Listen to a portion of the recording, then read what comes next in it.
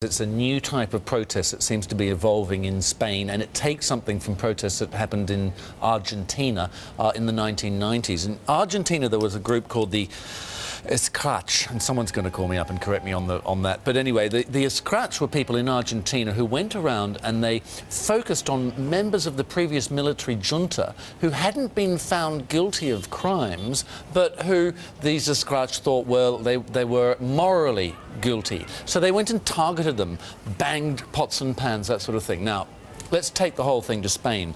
In Spain, there's already a network of people who protest against evictions because of these draconian mortgage default laws for mortgages in Spain, where if you have a mortgage and you default, you hand the keys over, but you still have to pay back the rest of the loan, or much of the rest of the loan.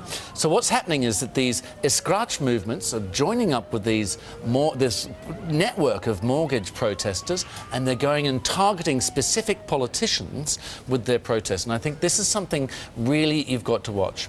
The demonstrations we saw last night, they were outside Parliament, they were in Central, and different type of demonstration. Different type of demo that we saw last night, but nevertheless the temperature is was. We're coming into the summer, and it's interesting, you talk to a lot of economists at the moment, and they are kind of on tenterhooks waiting to see what the summer season is going to bring. The kids are off school, universities are kicking out, you start to get more of an opportunity for flashpoints. People are spending more time on the streets. The weather's nicer, which makes a difference. No, it does make a difference, and you've seen it in Athens over the last few summers, and you're kind of wondering whether or not we're starting to see the first signs of the demonstration story picking up a little. Athens has always been very organised, and they've always been very good at protesting, like the French, and they were out there in the streets even before 2009.